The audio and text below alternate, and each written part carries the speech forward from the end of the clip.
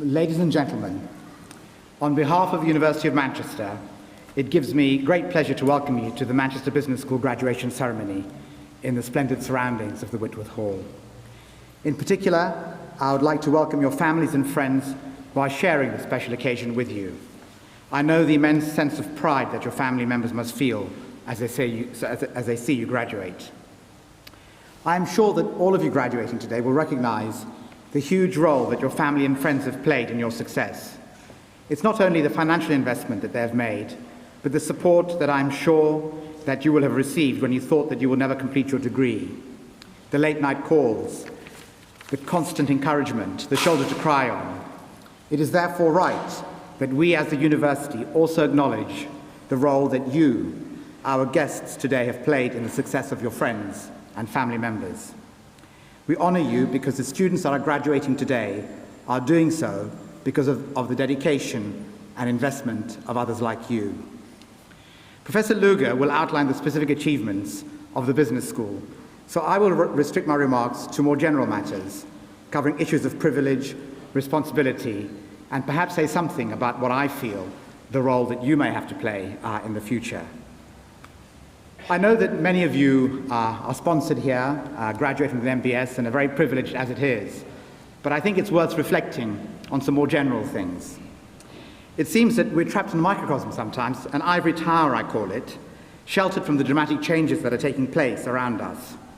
3 years ago, I stood in front of an audience similar to this, and my message was one of optimism. We had never had it so good. The university had completed a major capital building program, our merger had been hugely successful, and our graduates were entering a world where their skills were highly sought after. We were attracting people to match those ambitions. Nobel laureates Joseph Stiglitz and John Sulston, Martin Amis and Robert Putnam, economists such as Siddhartha Dasgupta and Mohan Munasinghe, who had been appointed to the University's Sustainable Consumption Institute and the Brooks World Poverty Institute. These were examples of iconic appointments in areas of research and ethics, creative writing, strengthening communities, energy, sustainable development, climate change, and the alleviation of poverty, where the university was and is planning to be a world leader. Yet in the space of a few years, everything has turned upside down. You are now entering an external environment where graduate unemployment has been the highest for over 20 years. We as an institution are facing cuts of at least 25% from one of our major funding bodies. Many of you will have read that it is likely that tuition fees may rise to levels that will make it very difficult for you to consider a university education for future generations. I am sure that all of you will feel that we face an uncertain future, but let me put some of that into perspective. It's easy, as we read about this being the worst graduate employment environment for decades, to forget how privileged you have been. Consider first the fact that in our society today, of the 600,000 students who reach 16 each year, more than 300,000 fail to get 5 GCSEs at grades A to C. Most of those who fail to achieve those grades come from the lowest socioeconomic groups. When it comes for preparation for entry into leading higher educational institutions, only 0.2% of pupils on free school meals. Just 176 children achieved 3 grade A's at advanced level out of nearly 30,000 learners. The fact remains that despite numerous government initiatives, only 40% of young people in this country have the opportunity to study at university. At research institutes like Manchester, the number of students from low socioeconomic groups remains pitifully small. So let's put your uncertainty into perspective. Every year through our alumni program, we sponsor about 20 students from Uganda and Bangladesh to come to study in Manchester or take part in one of our distance learning programs. It's part of our program of Equity and Merit Scholarships, where we hope to give the brightest students from countries where they did not have the opportunity or the resources to benefit from a Manchester education. I have interviewed some of those students, and they all understand the life-transforming impact of the educational opportunities that they are being offered, not just for themselves and their families, but for their country. It's a small program. We only have resources to support 20 students. Over 1,000 apply for the program in Uganda, all of them highly intelligent and quite able to qualify at this university. They know that education and work are the levers to lift other people. So you are privileged because you have been given an opportunity which most people have been denied. But the most optimistic thing about many of these students, and what gives me hope, is that the reason they value this opportunity so greatly is that they see themselves as a force of change in their countries. They are not corrupted by the limitations of the real world and its insurmountable problems. They imagine solutions. They learn so that they can change the world around them. We are facing not just an economic crisis, but a moral one. Inequalities between those at the top of our society and those at the bottom are the greatest that there have been for over 100 years. Working as a physician in inner-city Manchester, I find it unacceptable that in this, the fourth richest country in the world, a man born in Russia, where I practice, has a life expectancy of 10 years less than a man born in a wealthier part of the city. Last year, two researchers from Nottingham and York, Richard Wilkinson and Kate Pickett, produced a seminal text on inequalities, showing systematically how societies which are more equal almost always do better. The facts speak clearly for themselves. Britain is one of the most unequal societies in the developed world. The richest fifth of our population have an income of more than 7 times that of the poorest fifth. The same ratio for Japan and Finland is just over 3.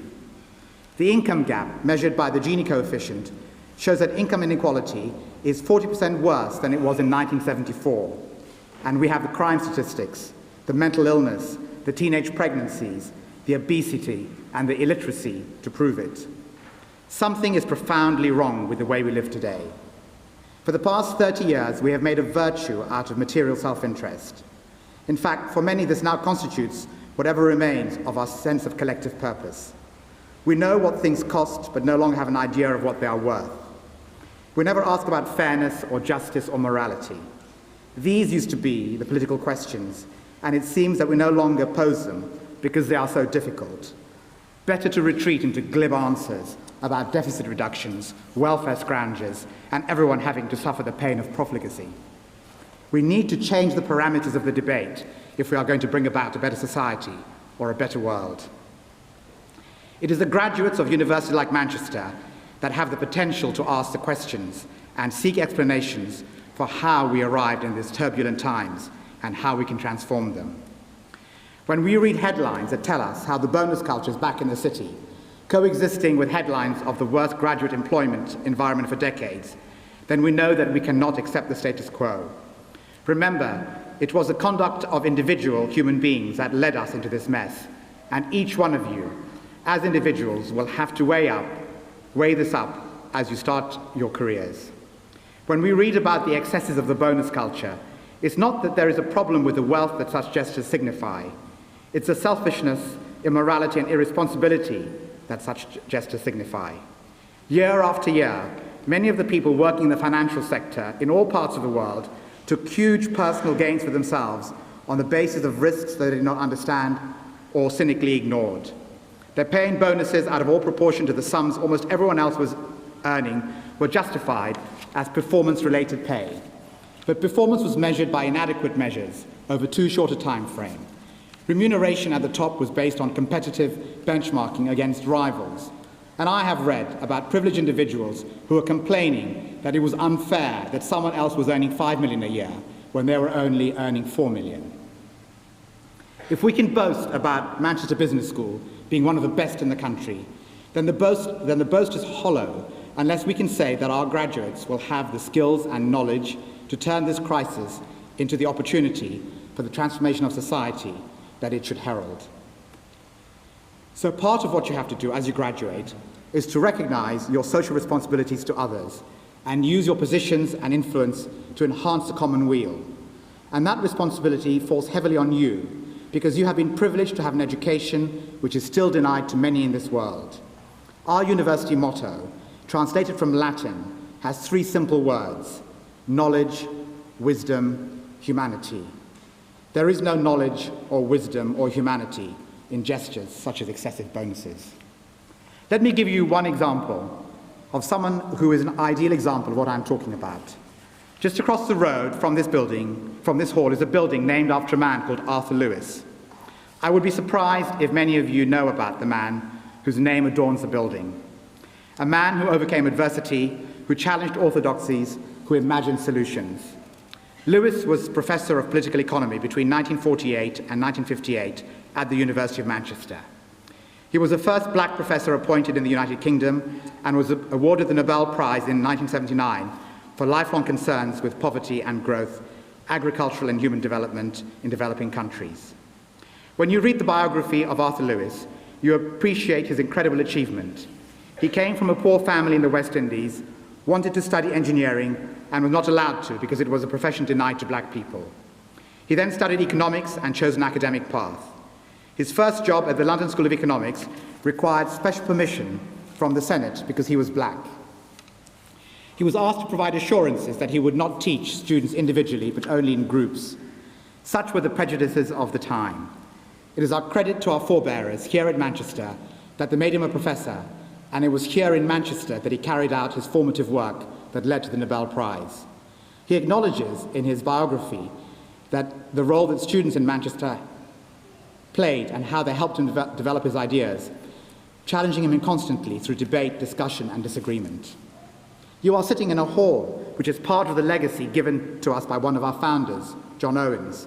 He's another example that should inspire you.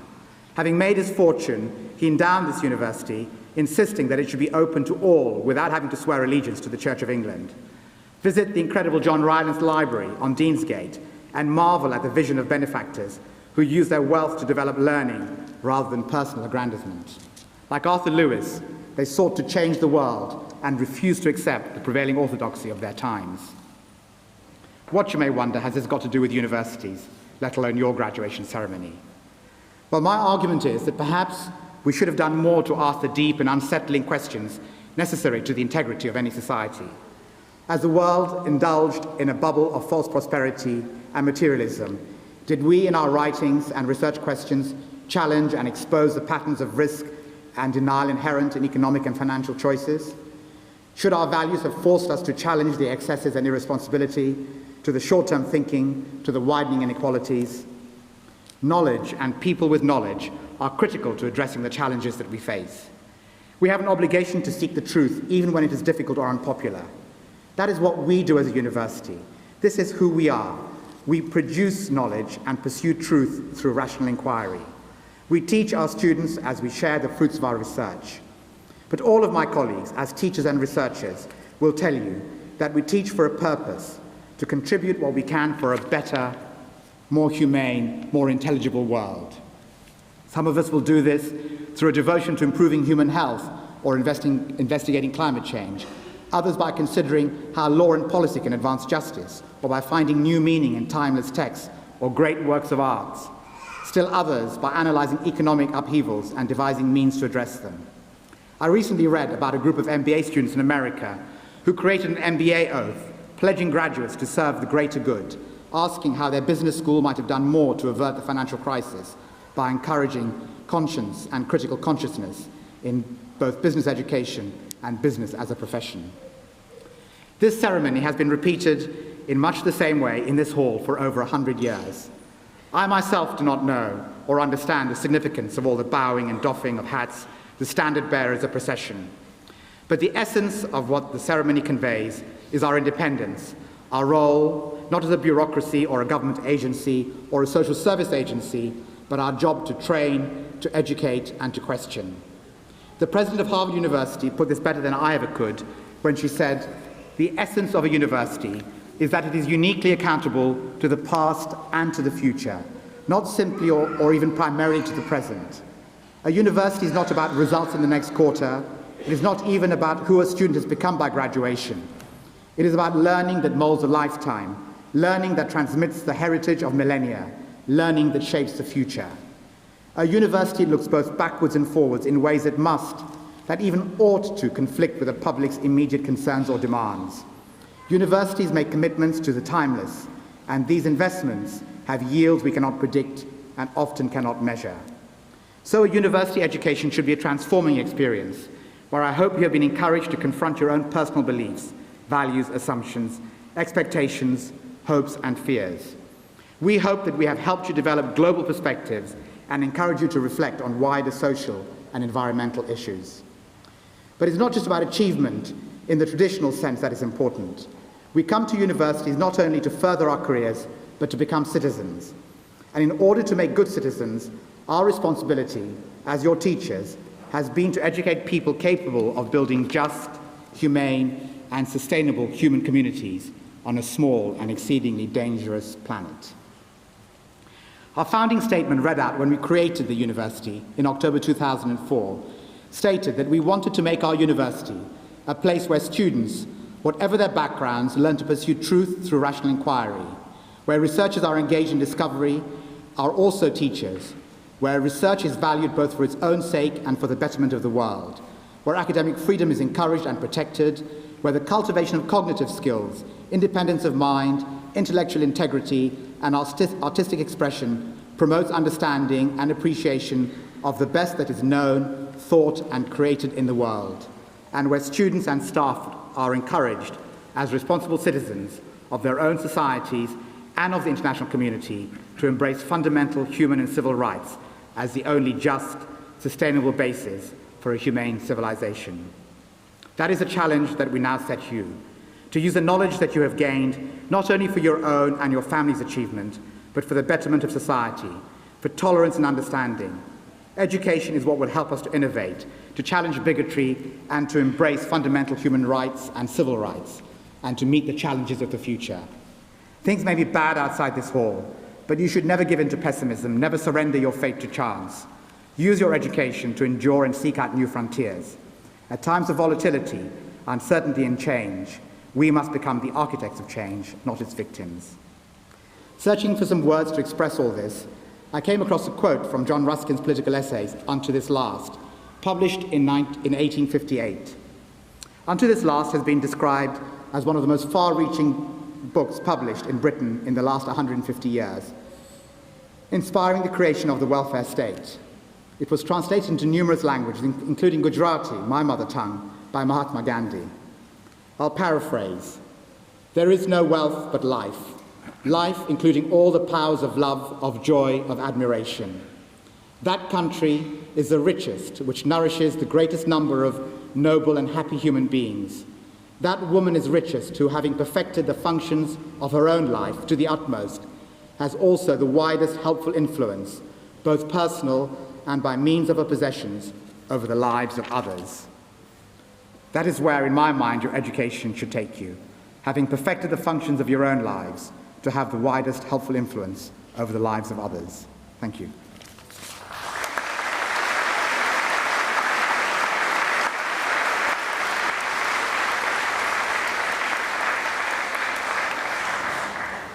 Associate Vice President, thank you for those inspiring words and for the challenge for the business school and our MBA students to make a real difference in society. Ladies and gentlemen, colleagues, and most important graduates, as you know, to become a professor at a research university like this, one has to have several degrees. If you've been to my office, you've seen my bachelor's, my master's, my PhD diplomas hung proudly on my wall. But what that means is I've sat through many graduations as a graduate before I had the opportunity to stand before you.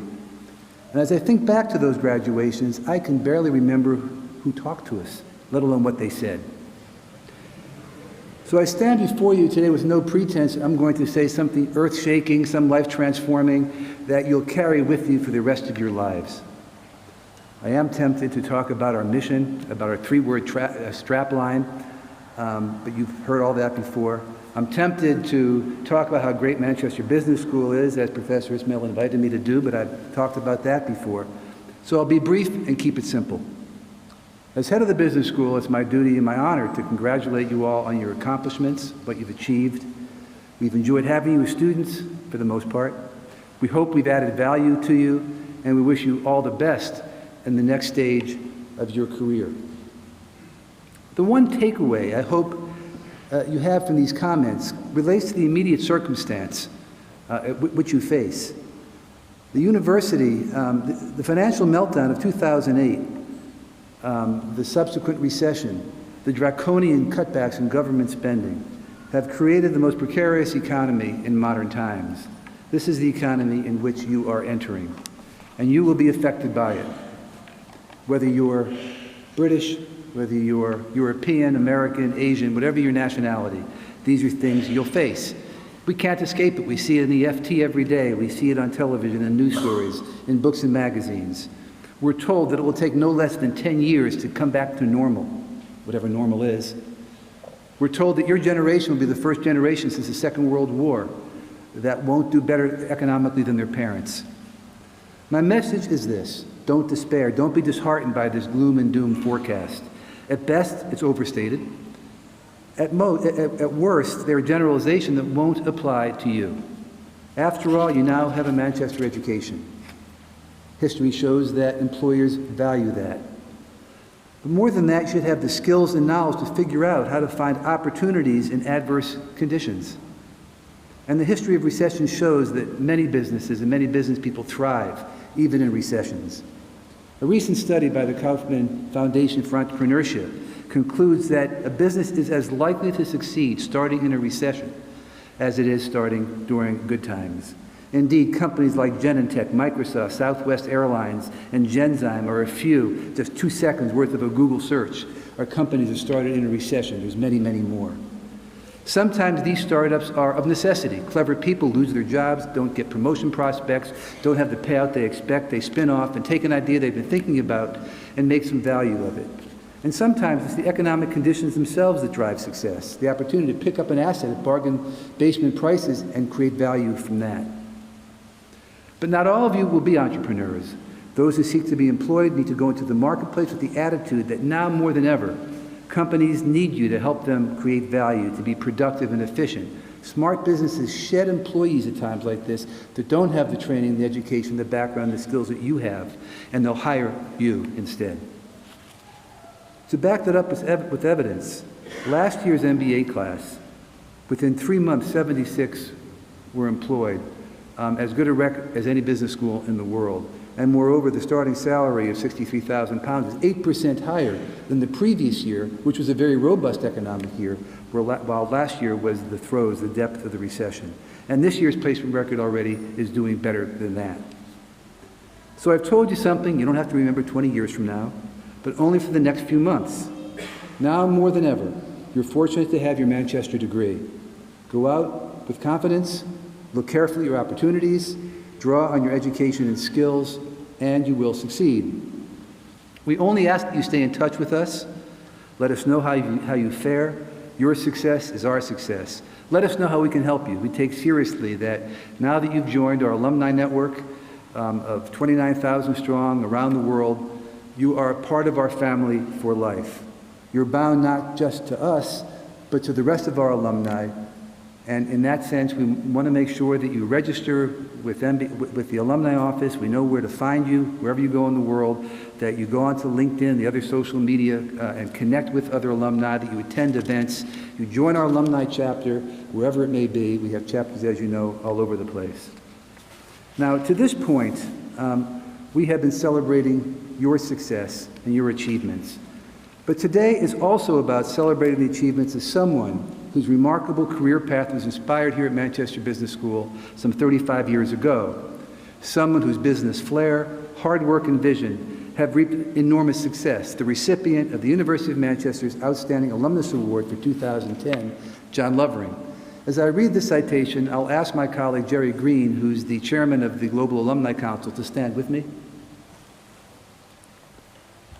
During his time at Manchester Business School, John Lovering was a popular member of the class of 1975, and in fact still is, since the class of 75 still meets regularly. At MBS, he was direct, witty, and unpretentious. He was a leading member of what was nicknamed the Supergroup, who sailed through the rigorous requirements that you've all had with flying colors. The majority of the members of these groups went on to have very successful careers as either corporate high flyers or entrepreneurs, or in John's case, as both. He used MBS to translate an economics degree into a broader understanding of finance, which accelerated his career path in the retail industry. John acknowledged at one of the annual dinners held by the class of 1975 the influence that Clarkson and Elliott had on his financial strategies, in particular the concept and power of financial leveraging.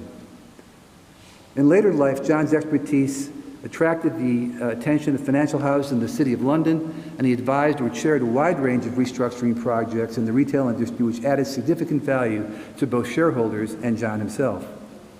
There is no doubt that John's MBA experience enabled him to move effectively between different roles in businesses during his early career, and that he also managed to emerge victorious from a number of takeover battles, even those he may have lost, which weren't too many. John is currently the chairman of Mitchells & Butler, but his career history reads like a roll call of the cream of British business. Following his MBA in '75, he embarked on a corporate career in companies such as Spillers, Lex Service Group, Grand Metropolitan, Imperial Group, Sears, and Tarmac, where he was chief operating officer and deputy chief executive. During his time at Tarmac in the mid-1990s, he decided to change tack and embark on a new career as a business owner. That led him to the acquisition of household names such as Odeon Cinemas, Homebase, Peacock Group, Fired Earth, Birthdays Group, Summerfield Stores, and Debenhams. One of John's classmates relates that trying to tie John down for a meeting was particularly difficult since he had a car shuttling from business meeting to business meeting. These private equity deals unleashed the potential value in each organization and delivered robust companies with a viable trading strategy. John has been associated with 12 private equity-owned companies, 11 of which have been successful exits. In addition to his successful career in business, John has also made time to give something back to society. He's worked with Save the Children, the Retail Trust, the Prince's Trust Retail Leadership Group, and the British Heart Foundation. He's also served Exeter University on the Vice Chancellor's Committee and the Tunbridge School Foundation. One cause that's very close to John is Dulwich College in South London, where he studied on scholarship. He's now proud to be involved in expanding the international presence of Dulwich College. His achievements are truly inspirational to the university, to the business school, and I'm sure to all of you. And we're proud to call an alumnus of Manchester Business School and of the University of Manchester. Associate Vice President, I present to you for the award of Outstanding Alumnus 2010, John Lovering.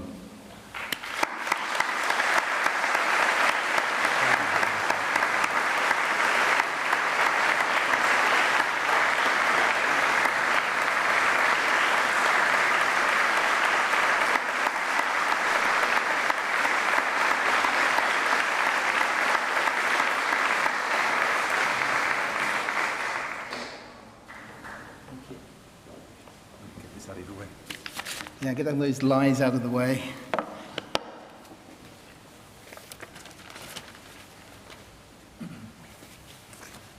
Well, thank you very much for that, Mike. Seemed a lot, but 35 years is a long time. So, I'd just like to respond. Associate Vice President, ladies and gentlemen, and graduands. First of all, I'd like to add my congratulations to those who are about to graduate here today and wish you every success and hope you take inspiration from what I too thought was an inspiring address from the Associate Vice President. First of all, I must say how honoured I am to be recognised by the university here today. It's 35 years ago, as I say, and it's true to say that my time at business school both transformed my aspirations and my chances of delivering them. In 1975, incidentally, we too were leaving the business school into what was a terrible environment. I think when I graduated, the FTSE index was 146. And everyone was bemoaning our fate and saying how impossible it might be to achieve what we'd all hoped for. But in 1975, we were well ahead of the boom in business and education. There were only 3 or 4 schools in Europe, I think 3 in the UK. Analysis, strategy, and business as a science were in their infancy. Business was still a rather traditional and slightly shady way of spending your career. I suppose we were genuinely guinea pigs going through the process of gaining an MBA in those days. We were also sent out as disciples of a new way when we left here. Business teaching then was pioneering new ideas which were not widely known and certainly not widely accepted in mainstream industry or finance. They are now conventional wisdom. But I can recall that cash flow accounting, the capital asset pricing model, were unknown to those people that we went out into the outside world to work with and influence. We were privileged to pioneer the importance of fact-based decision-making and, albeit crude, modelling and what-if thinking in the business world. We were taught to challenge the conventional wisdom. In those days, accruals accounting and the distortion to decision-making about worrying about sunk costs and write-offs. We did learn about the powers and the dangers of leverage, but were aware that capital structure could not make a business worth more or less. We were sent out into the world with comparatively progressive ideas about motivation, recognition of people at all levels of an organisation. This was still quite a hierarchical society in 1975, so these ideas, which I'm sure you're familiar with, were quite revolutionary in their way. We were taught about the importance of clarity of a few goals rather than having too many, measurement as the key to getting people's attention and to taking early action. The old cliche of what gets measured is what gets done is true, and if it's linked to how people get rewarded, even more so. Marketing was about identifying and responding to real consumer needs and not about sales and promotion of what people did not want or what did not meet their actual or latent needs and desires. Most importantly in the school, and I think it was more in the supergroup than the supergroup, was we learned about the importance of teamwork and the huge power of hard work and resolve to fill gaps in competence. We learned about pace and that approximately right and on time was better than absolutely wrong and too late. I often say the difference between Thierry Henry and an ordinary player is they can all do the same, but Henry does it twice as fast, or at least he did in his prime. So pace is a critical thing in life. The key to success in any walk of life is to get people working for and with you. One of the nicest things that anybody ever said to me was, we work for you because we like you, not we don't work for you because we're scared of you or want to get a bonus. And this quality of being able to unify and energize groups of people is absolutely key and outranks intellect, energy, and ambition every time. I left Manchester as one of a small minority going into industry rather than banking or consultancy. But strangely, the skills of the banker, strategist, and perhaps headhunter have been more relevant to me than most specialists in these professions. I was given some good advice, which I'll pass on to you. I was advised to work for the best boss I could find in the worst company I could tolerate. As my first job out of university. It was really good advice. I worked for a boss of high influence, but in a business that needed a lot done, and I commend that to you. In my early days, I too believed analysis, management, and business process were the key to success. I spent 7 years in planning strategy and developing deals, the majority of which never happened. And as I've grown older, I see the critical importance of judgment, leadership, and experience. Virtues I found very old school when I was 30. In fact, I was rather dismissive of them. But I've learnt to be pragmatic and able to build coalitions which take us broadly in the right direction for later adjustment, rather than always trying to deliver the decisive move to exactly where we want to be in one leap. Incremental progress is much better than dramatic regression. I've also learned to respect luck and chance as key determinants of success and of life-changing events. I recognise and commend to you as you make your careers the law that says there is no relationship between periods in your career of maximum work and contribution and maximum income growth, recognition and role expansion. In the end, the two might line up, but even that is not always the case. Be patient. Do not assume the world is fair or that Howard Webb is in charge. I want to know who Howard Webb is. Anyone know? Referee in the World Cup final. Everybody needs to know to work for an inspiring figure at some time. I was lucky, I worked for two. Alan, now Lord Shepherd at Grand Met, and Michael Pickard at Sears. It's also good to work for the less inspiring, provided you learn what does not work as assiduously as you absorb the greatness of some of the people you will come to work with.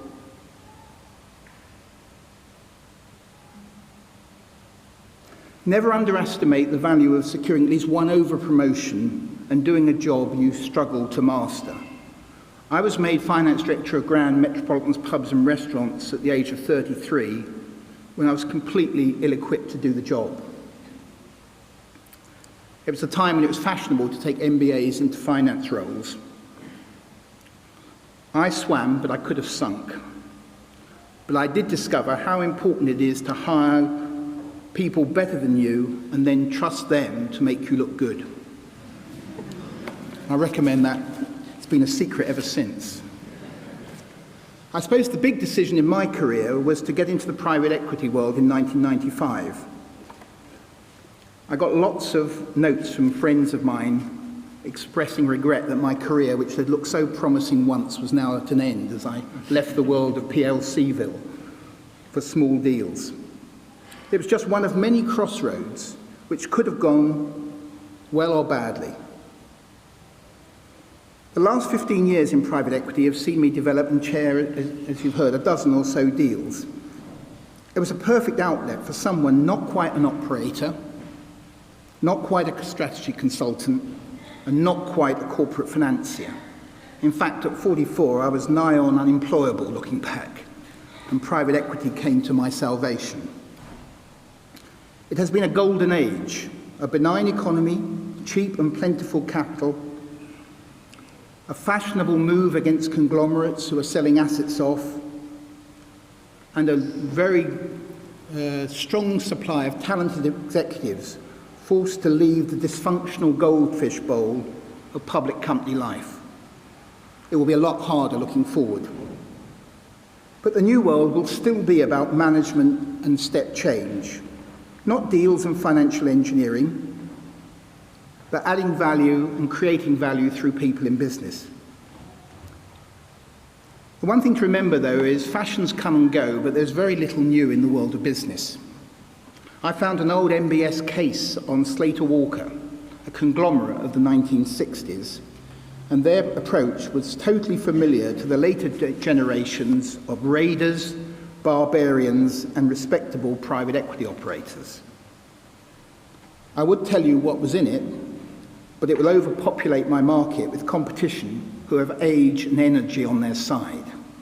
So you'll have to find it and read it for yourself. But the approach outlined in that case is 45 years ago exactly how private equity partnerships operate today. So finally, let me thank the faculty then and now for their teaching then and their kind recognition now. I see Manchester rapidly regaining its market standing and reputation in the world of business throughout the world. And I wish the school and the university every success. Success which in very large measure will be shaped by the impression you who graduate today will leave on those you come across in the next several years. Be confident in your potential, be proud of your heritage, but mix this with an ability to listen and learn and adapt. Talent with a concern for people and humility are a potent mixture in any market and in any generation. So may I thank you again, Associate Vice President, colleagues, for what for me has been a wonderful, memorable day, and I very much appreciate your time and attention and this very, very valuable and valued source of recognition by the university. So thank you.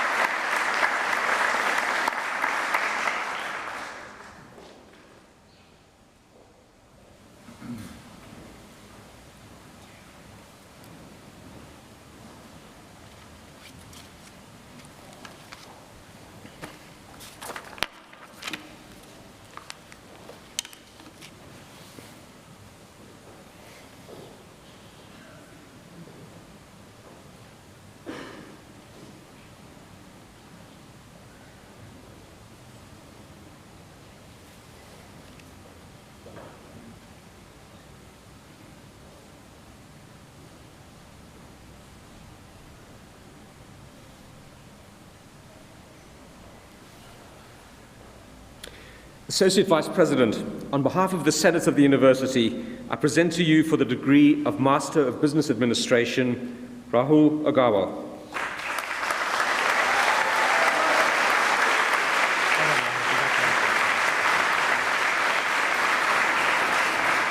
Jonas Helena Ovanetikakis.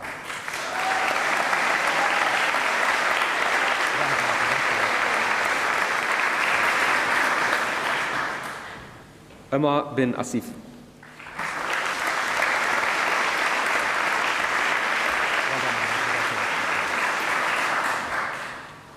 Giuseppe Azzeri.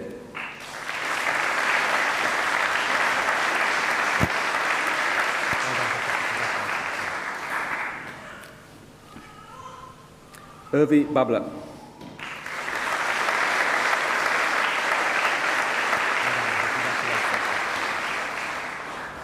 Tushar Bajaj.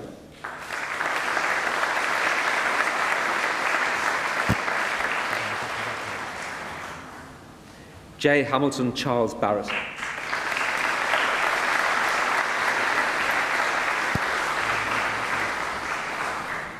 Varun Bala.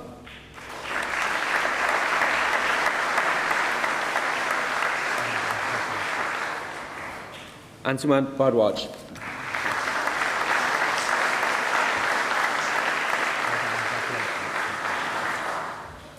Javier Castro.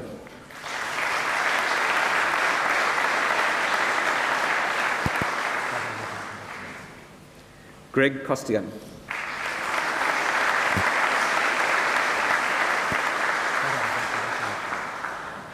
Bernard Daniels.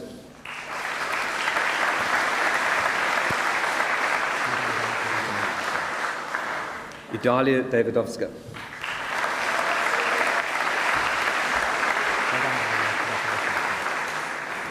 David de Nazareth.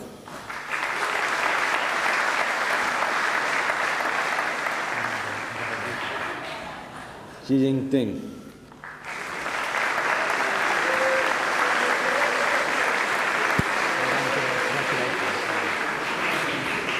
Shona Stephanie DeMilo.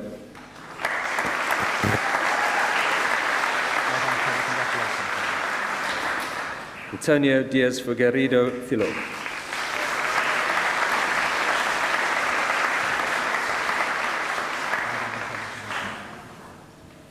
Rocio Denise Gallardo Salazar.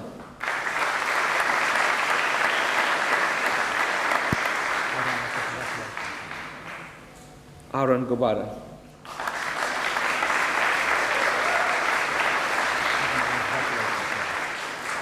Nikolaios Giampalas.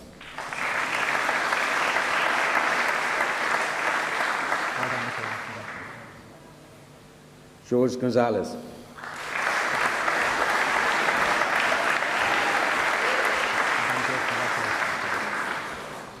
Asha Chandra Goyal.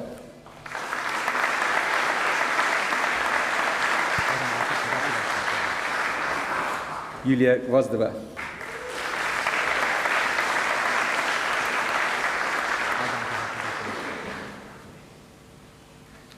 Soumya Jayaraman Krishnan.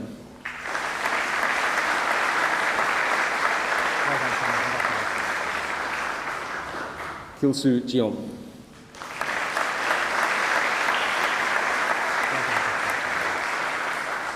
Amul Karikov.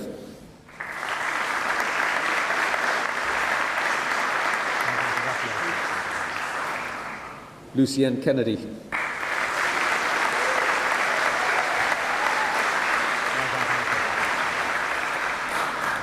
Kerem Kokeoglu.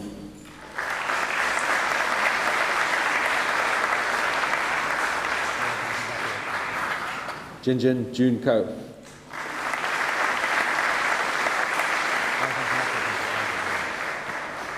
Yun Mi Ko.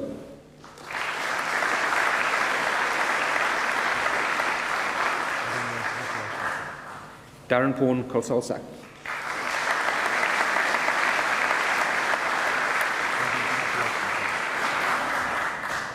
Suryasan Kundu.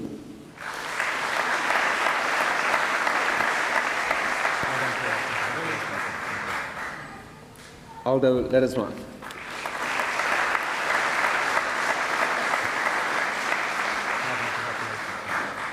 Julian Leonard.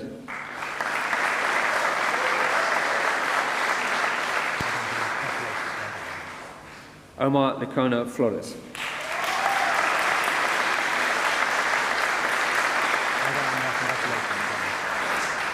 Leonardo Liscando.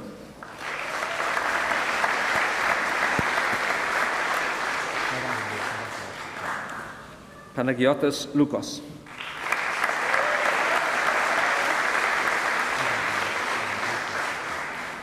John Piers Macaulay.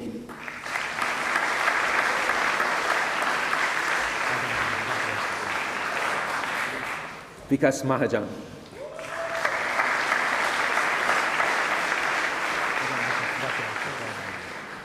Sabrina Moed Eddy.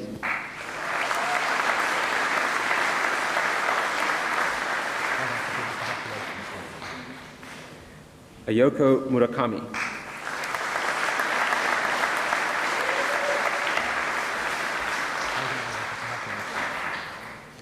Anu Murali.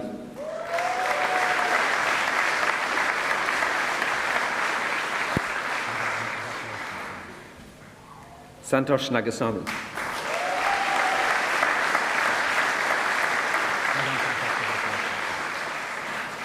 Nidhi Nair.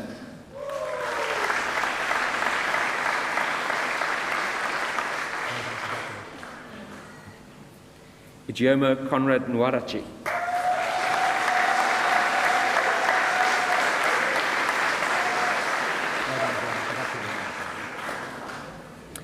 Fabio Habesh Oliveira.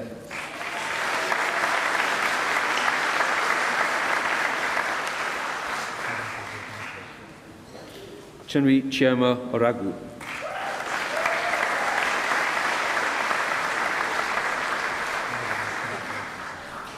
Naveed Panjwani.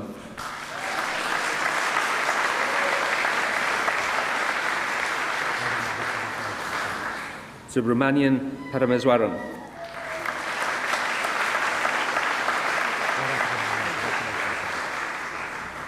Pratyush Parashar.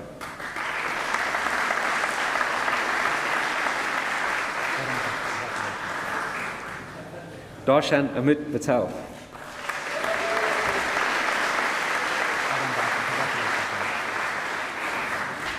Praveg Arvind Patil.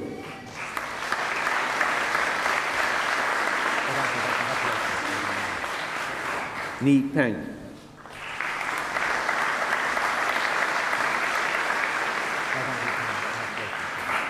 Nina Petrovich.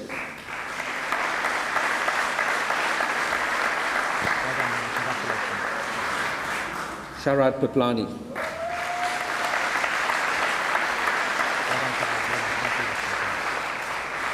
Bharat Puri.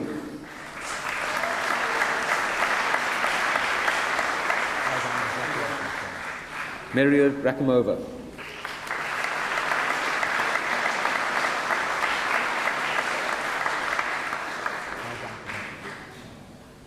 Andrew Zepper.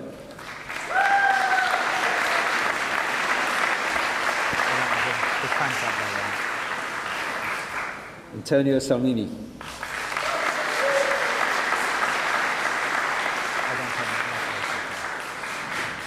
Paula Cristina Silva Villeron.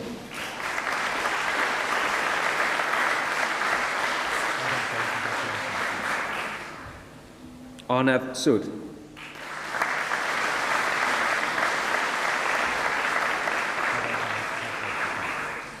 Montu Sumra.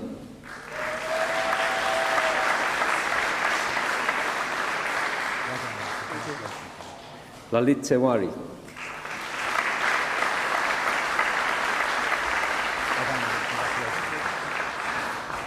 Cesar Utiego Aguilez.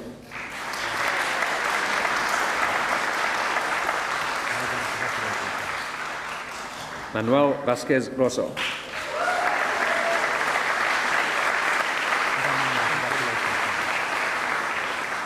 Andrew Viles.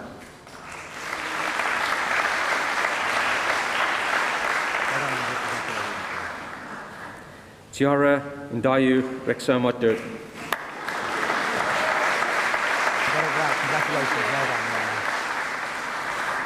Maria Giuliana Yanis Parada.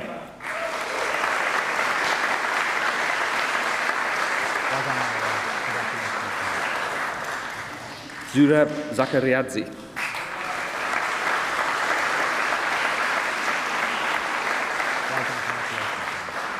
Daniel Enrique Zamora Gracia.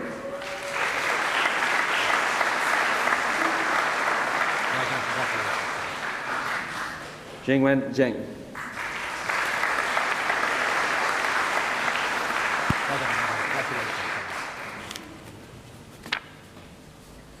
And the Master of Business Administration for Wealth Managers, Fiduciaries and Trustees, I got that wrong, I'm sorry.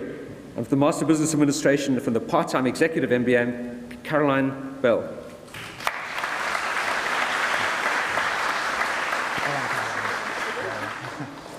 Jennifer Jane Butterworth.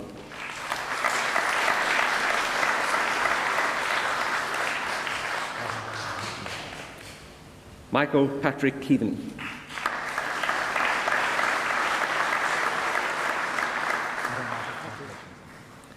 Gillian Louise McDonough.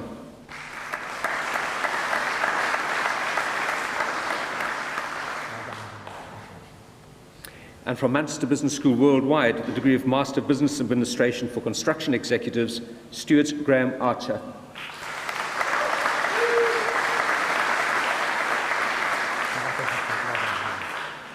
Ashish Chopra.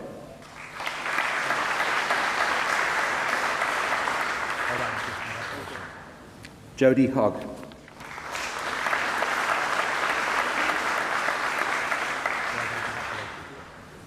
Harvey J.W. Parnell.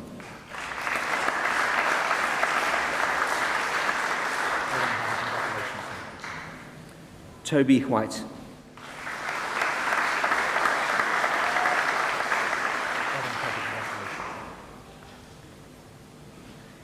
And for engineering business managers, Thomas Okagwale Gemini Itua.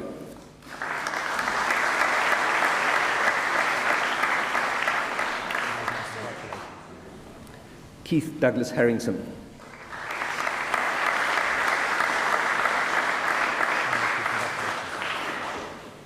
Robert Edward Homer.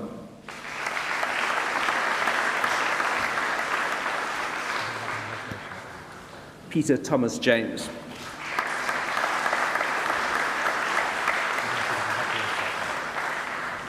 Christophe Joel Menga.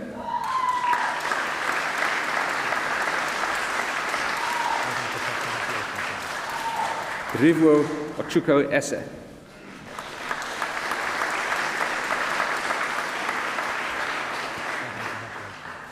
Neil Oliver.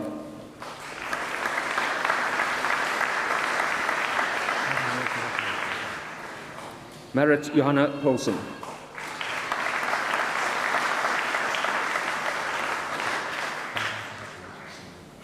Thomas P. Ronholt.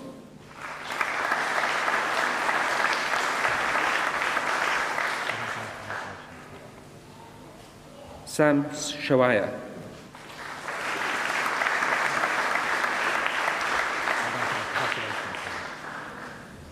Rodney Allen Stewart.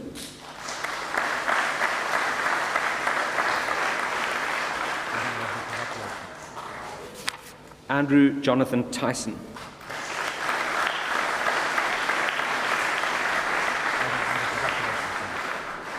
And for Financial Specialists and Managers Accelerated, Yusuf Ajibadi.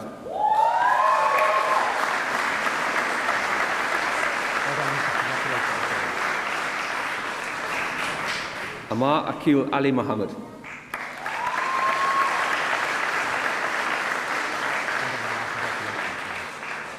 Hassan Abdul Wahab Al Mansour.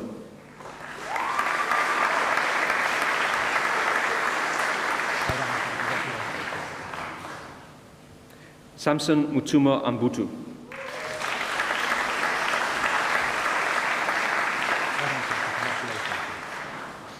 Athol Craig Blair.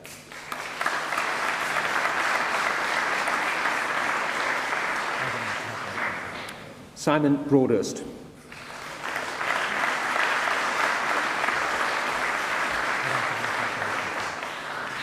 Richard Charlie.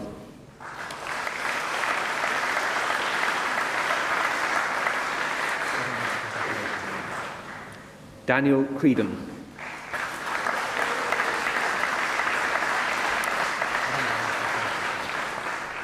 Jagath Hiranjan Daawis.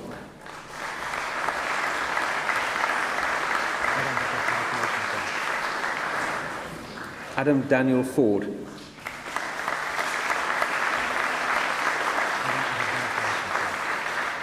Deborah Ann Francis.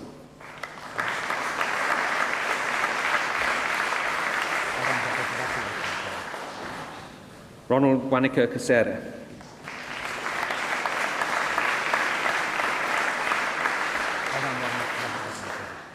Linda Kumson.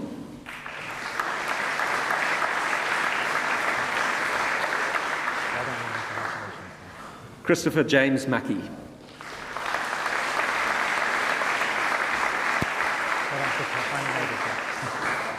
Mikonan Gurma Mikasha.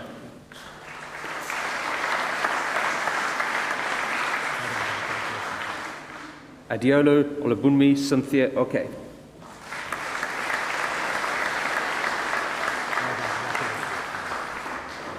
Caroline A. Sheldon.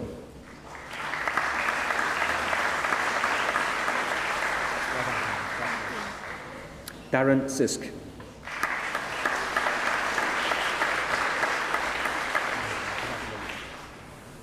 Vicky Kwan Siu Ping.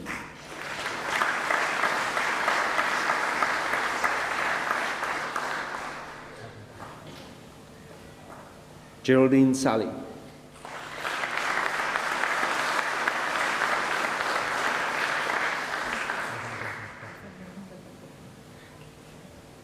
Ojike Uhabia.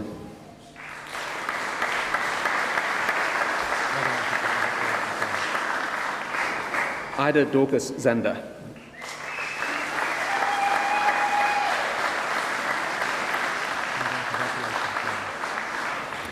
And for Financial Specialists and Managers, Frank Marcus Bauer.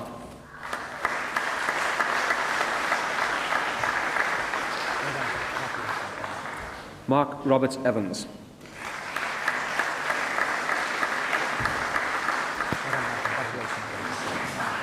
Hanif Ardiasia Fadol Arova.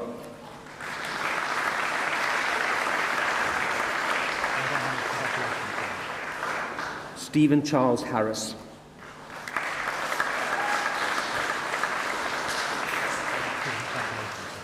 Dietmar Semyonov Matev.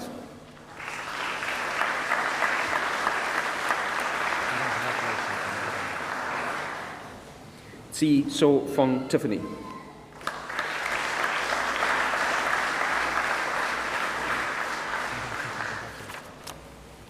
Nina Smith.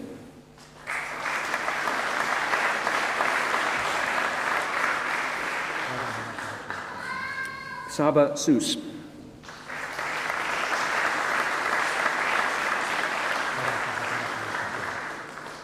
Ng Suk Ko.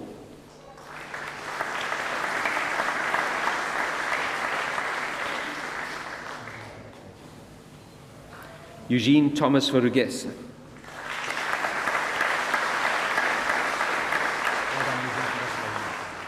Lee Wa Tong.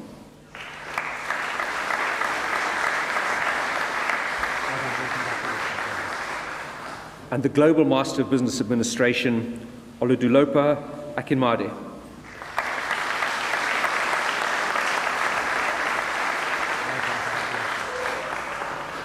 Ibosa Johnson Ozo.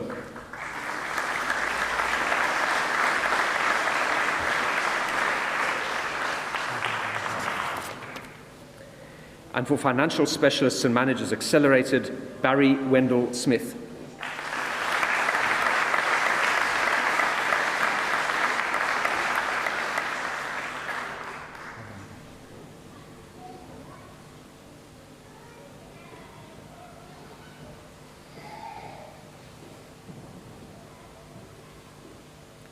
And for the degree of Bachelor of Science in Management, Mark Haig.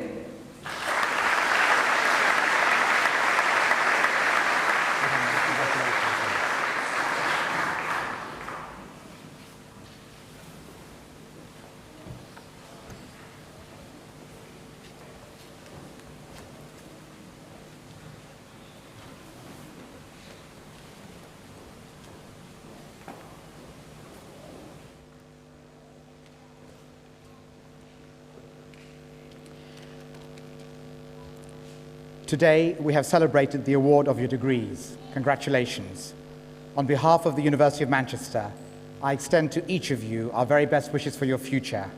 I now declare the ceremony closed. Please stand up.